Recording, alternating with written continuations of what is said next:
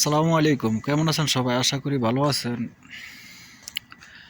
আজকে কিছু কথা বলতে অনলাইনে তো বলন যায় না, কারণ বাংলাদেশের কিছু মানুষ আছে যে অনলাইনে কিছু বললে কমেন্টে এসে গালাগালি করে, কিছু প্রতিবাদ করলে হয়তো ট্যাগ লাগানো হয়। এই যে শরীফ ওসমান হাদিকে যারা মারছে, আপনারা মনে করেন যে কেবল আওয়ামী লীগকে মারছে, ইন্ডিয়া মারছে। যারা এইসব কথা বলেন তারা ভুল। শুধু খালি ইন্ডিয়া আওয়ামী লীগে না, আরও লোক আছে হয়তো আমাদের অজানা। তবে আদৌ কি ওসমান হাদির বিচার করে কি না তাও সন্দেহ আছে।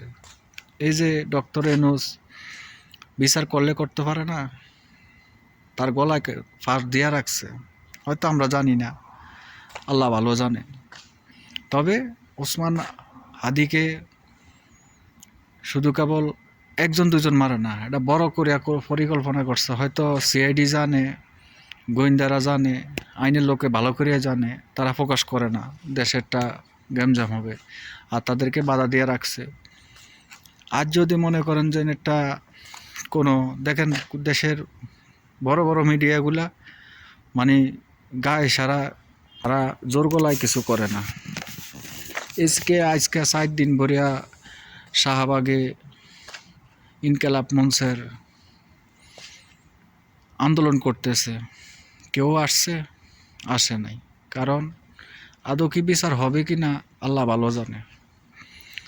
তবে যারা আমাদের দেশে কোনো ভালো লোক আর কোনো প্রতিবাদী লোক থাকবে না, দেশের মানুষই রাখবে না।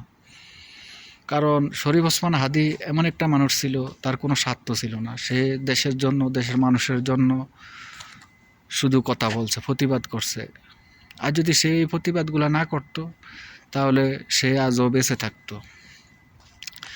তো এগুলা অনেকে বলতে চায়, কিন্তু বলতে চাইলেও পারে না। কারণ সবাই জানে যে দেশের ভিতরে যদি ঘরের অন্দরে ঘরের বান কাটে, সেই ঘর কখনো মনে করেন জোড়া লয় না। তো আমাদের দেশে মনে করেন ওসমান হাদি আর হবে না, ওসমান হাদির মতো হয়তো হবে না, হয়তো অন্য একজন হবে, অন্যভাবে অন্য কণ্ঠে কথা বলবে, ওসমান হাদির কণ্ঠে কথা বলবে না।